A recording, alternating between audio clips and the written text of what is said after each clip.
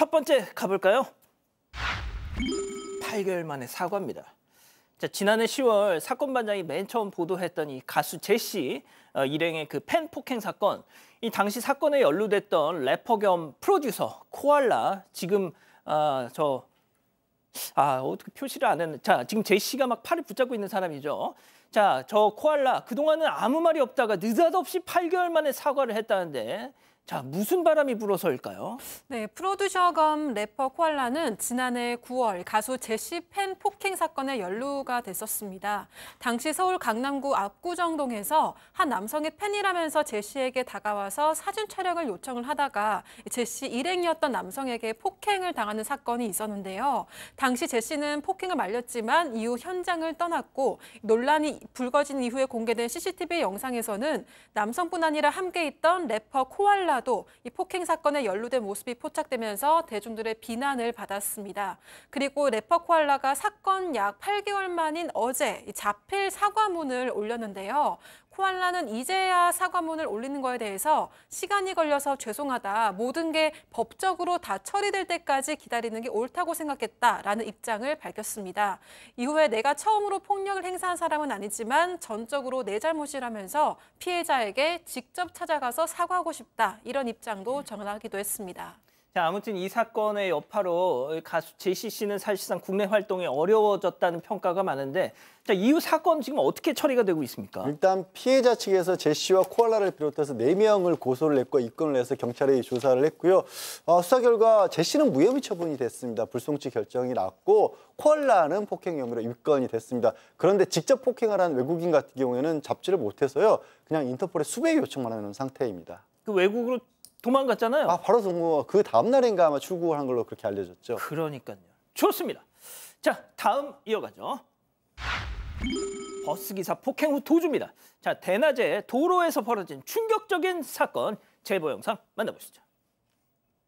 자, 윗옷을 훌러덩 벗은 채 서 있는 저 남성. 자, 그리고 땅바닥에 털썩 주저앉아 그런 남성의 바지를 꽉 붙잡고 있는 버스기사. 자, 남성은 몸을 휙 돌리면서 주먹을 퍽. 아유, 기사는 중심을 잃고 바닥에 꽈당 넘어집니다. 버스기사를 향해 주먹을 휘둘러 위협을 하더니 이내 저렇게 터벅터벅 자리를 벗어나고 있는데요. 자, 이게 도대체 어떤 상황인가요? 네, 어제 오전 청주시 상당구의 한 교차로 도로에서 일어난 사건인데요. 오토바이를 몰던 50대 남성이 교차로에서 무작정 끼어들기 등 난폭 운전을 하다가 버스 기사와 시비가 붙었습니다. 그러다가 버스가 신호에 걸려서 멈추자 50대 남성은 오토바이로 버스 앞을 가로막았고 이 버스에서 내린 60대 기사를 멱살을 잡아서요. 이 도로 인도로 끌고 갔습니다. 목격자에 따르면 버스 기사가 50대 남성에게서 이 술 냄새를 맡았고 경찰에 신고하려 하니까 남성은 도주하려 했다고 하는데요. 이내 버스 기사가 도주를 막기 위해서 남성의 옷을 붙잡았는데 남성은 이걸 뿌리치려고 하기 위해서 주먹과 발로 버스 기사를 마구 때리기 시작했다고 합니다. 머리 등에 폭행을 당한 버스 기사는 현재 병원에서 치료를 받고 있다고 합니다. 아하, 그러니까 버스 기사분이 폭행을 당하는 와중에도 저자가 도망갈까 봐 바지가랑이를 꽉 잡고 안 놔주시고 있었던 상황이군요. 네, 그렇습니다. 이 목격자들에 따르면은 이 버스 안에도 이미 승객들이 있었어요. 보고 있던 사람들이 많은 겁니다. 그런데 이 사람 버스 기사를 때렸고 버스 운전 기사님께서 이제 경찰이 올 때까지 안 놔주려고 이제 이렇게 다리를 잡고 있었던 겁니다. 근데 이 사람이 버스 기사가 이제 쓰러지니까 막 도망가려고 그랬어요. 근데 이제 도망갔습니다. 근데 이제 그때 경찰이 도착을 했고 지금 이 가해 남성을 추적 중인데 알아보니까 이 사람 워낙에 그 동네에서 유명했던 사람이라고 합니다. 아하. 인근 상인들과 마찰이 잦았고 여러모로 문제를 일으키던 사람이라고 하는데 아직 잡히지는 않은 것 같습니다. 예, 조만간 빨리 검거가 돼야겠죠. 좋습니다. 자, 다음 이어갈게요. 그들은 계획이 있었답니다.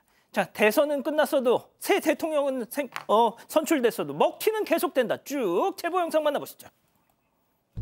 자, 왁자지껄 떠들면서 맛있는 장어구이를 냠냠냠냠냠냠. 자, 식사를 끝내고 결국 겉옷을 챙겨들더니 야, 이 오빠가 먹튀하는 거 잘 봐 하더니 옷 집어들고 저렇게 자연스럽게 먼저 남성이 나갑니다. 자, 이어서 한 여성이 야, 빨리 나가자 지금이야 지금. 자, 때마침 들어오는 다른 손님들 틈에서 어머, 여기 장어 맛 진짜 죽인다 얘 하면서 카운터를 가볍게 노룩 패스. 그렇게 저렇게 가게를 나와서 사라집니다. 신 변호사님, 네. 한 가지 부탁 말씀이 있는데요. 네. 저 사람들이 먹은 밥값 19만 원 아니라고 해주세요, 제발. 네, 저 장소가 수원에 있는 장어구이집인데요. 장어구이 4인분을 먹고 소주 먹고 계란찜 먹고 19만 원이 나왔다고 합니다. 근데 저 나가는 장면이 굉장히 남성분이 먼저 일어나면서 쓱 나가고 이제 한 명이 나가자 지금 나가자 지금이야 라고 속삭이는 것 같이 보여요. 그러면서 이렇게 저 의도해서 계산을 안 하는 것을 의도한 것으로 좀 보여지거든요. 그런데도 이 계산을 안 한 거를 알고도 주인은 혹시나 돌아오지 않을까 1시간 동안 기다렸다가 아무도 오지 않는 사실, 그 사실에 너무 이제 충격을 받고 이제 신고를 하게 되었다고 합니다. 분명 또 방송 나가고 나면 회사에다 전화해가지고 주변에서 너 아니냐고 알아본다. 영상 안 내리면 법적 대응하겠다. 언중위에 제소하겠다. 방심위에 찌르겠다. 전화하지 마, 진짜. 안 내릴 거니까. 그러게요. 전화를 하시기에는 너무 그 속내가 다 드러나 보이거든요. 누가 봐도 이거는 그냥 여러 명이 다 짠 것 같은데 어떻게 저 많은 분들 중에 한 분도 양심이 있는 분이 없으셨을까요? 근데 정말 안타까운 건요. 예. 1시간 정도 기다렸다 경찰에 신고를 했는데 저렇게 버젓이 찍혔는데 경찰에서 이 CCTV를 통해서 동선을 파악하기 어렵다고 미제 사건으로 종결하겠다는 연락을 받았다는 잠깐만, 거거든요. 이게 미제 사건이라고요? 아, 참 저 영업하시는 분은 하루 저 정말 다 날리신 거예요. 저 정도 손해면. 야, 이거를 못 잡겠다고 미제 사건으로 분류를 했다. 아, 이거 모자이크만 걷어내면 10분 내로 지금 돈 들어올 텐데 말이죠. 좋습니다. 예, 마지막 사연으로 가볼게요. 효자 남편의 여행 계획입니다. 자, 집단지성의 판단을 받아보고 싶으시다면서 제보해 주신 사연 함께 들어보시죠. 안녕하세요. 임신 7개월째인 40대 여성입니다. 결혼한 지 10년이 다 돼서야 그토록 바라던 아기가 생겼는데요. 그런데 최근 출산이 가까워지면서 남편에게 서운한 일이 생겨서 고민이에요. 남편은 시부모님이랑 사이가 정말 좋습니다. 특히 모자 사이가 애틋할 만큼 가까운데요. 그래서 1년에 2~3번은 시부모님을 모시고 여행을 다녀요. 최근에도 남편이 한 달 뒤에 시부모님 그리고 시조부모님을 모시고 같이 여행을 가자고 하더라고요. 평소에도 맞벌이라 힘들었는데 지금은 노산이라서 조심해야 할 게 더 많습니다. 아기 때문에 약 하나도 제대로 안 먹고 버틸 만큼 조심하고 있는 상황인데요. 그래서 지금은 몸 때문에 힘들 것 같다. 한 달 뒤면 배도 더 부를 텐데 어른들 모시고 다니면 더 불편할 것 같다. 이렇게 얘기를 했더니 남편이 바로 표정을 굳히고서는 우리 가족이 불편하냐. 1박 2일밖에 안 되는데 가보지도 않고 그런 말을 하니까 섭섭하다. 이렇게 얘기를 하는 거예요.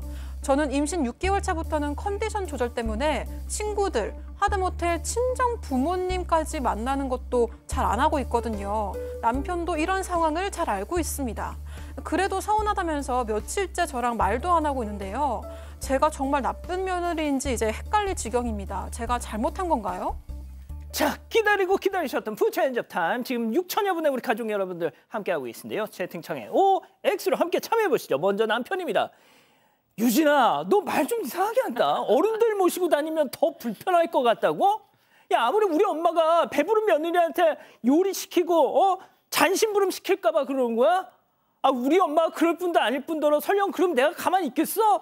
야, 너 이 집에 시집 온 지 10년째야. 아직도 우리 집 분위기를 그렇게 몰라? 진짜 너 섭섭하다, 동그라미.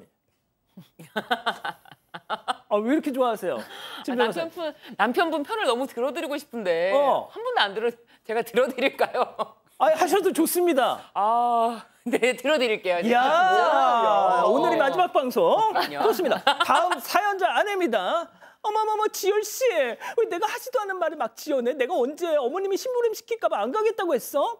노산이라서 조심하느라 그런 거라고 했잖아. 그래서 친정에도 안 가고 있구만. 그리고 막말로 암만 어머님이 케어를 해주신다고 해도 며느리인 내가 거기서 손 하나 까딱 안고 있을 수 있겠냐? 이거 남편이란 게 정말 X입니다. 아, 왜 이렇게 좋아하세요? 아니, 너무 귀여운 부부다 그런 생각이 들어서요. 아, 진짜? 귀여워요? 예, 저는 귀여운 부부라고 생각해요. 예, 아무래도 오늘 마지막 방송일 것 같아요. 자, 일단 우리 교수님. 네, 저는 여기에다가 아무도 안 붙는 줄 알고 제정신 이렇게 써놨거든요. 진짜. 아니, 이 남편이 제정신이 아니죠. 왜냐하면 지금 여자분이 7개월이에요. 그런데다가 40대인데다가 10년 만에 아이를 가진 거예요. 그러면 이 부인은 어마어마하게 지금 마음도 몸도 조심하게 되고 주변에서도 다 초긴장 상태예요. 그런데 1년에 한 번도 아니고 1년에 두세 번을 시어머니, 시아버니뿐만 아니고 시할머니까지 다 챙겨서 가야 되고 이거에 대해서 얘기를 했는데 임신 7개월인 부인이 나 이번에는 어려울 것 같아 이렇게 완곡하게 거절했는데 삐져가지고 얘기를 안 걸고 있대요. 이걸 어떻게 이걸 어떻게 해? 자, 양 변호사님. 아니 저는 정말 이해가 안 가는 게 혹시 남편분이 뭐 별거 중이세요? 아니 7개월 정도가 되면 정말로 그 임신하기 전과 많이 다르거든요. 그리고 너무 힘들어하는 게 옆에서도 보여요. 정말 아이를 갖게 만든 게 죄스러울 정도 상황이거든요. 그 정도가 되면 어떻게 더군다나 노산이신데 여행을 가자는 얘기를 꺼낼 수 있다는 것부터가 저는 충격적인데요, 거의. 진짜. 자, 백다희 아나운서. 저도 전혀 나쁜 며느리 아니고 사연자 남편이 정말 나쁜 남편이라고 생각하고요. 그러니까 임신하고 나서 아내에 대한 배려도 없이 또 아내와 상의도 없이 그렇게 여행을 진척시킨 게 정말 이해가 안 갔습니다. 네. 자, 우리 신유진 네. 변호사님 마지막 방송을 기념하면서 이 남편분의 입장에서 생각을 해봐야 돼요. 아, 남편분은 다 요즘에 임신하면요 브라이덜 샤워란 거 합니다. 그래가지고 막 풍선 불어놓고 막 이렇게 파티를 하는데 그 파티 해주려고 다 펜션. 근교의 펜션입니다. 장거리 여행 아닙니다. 1시간도 안 걸립니다. 근교에 펜션 가가지고 고기 이렇게 쫙 구워가지고 이렇게 파티 쫙 해주려고 요즘 그거 다 인스타그램 사진 올리거든요. 브라이덜 샤워 안 하는 집 어디 있습니까? 그런데 이렇게 남편의 깊은 뜻을 몰라주고 여행 멀리 가지 않습니다. 1시간 내에 펜션입니다. 가보시면 압니다. 지금 풍선 다 불어놓고 기다리고 있습니다. 신 됩니다. 변호사님 재밌게 하시려고 굳이 그러실 필요 없어요. 여기 분위기가 그런 분위기 아니에요. 예, 그러시면 안 돼요. 맞습니다. SYL님 신유진 퇴출. 자, 농담이고요. 자, 백다희 아나운서 우리 가족 여러분들. 네, 까망이님 꼭 만삭 임산부 체험해보세요라고 하셨고요. 별에는 밤님도 남편 제정신 아니네요라고 하셨습니다. 호날두님은 효자도 아니고 부성에도 일도 없는 것 같아요라고 하셨습니다. 아, 그렇군요.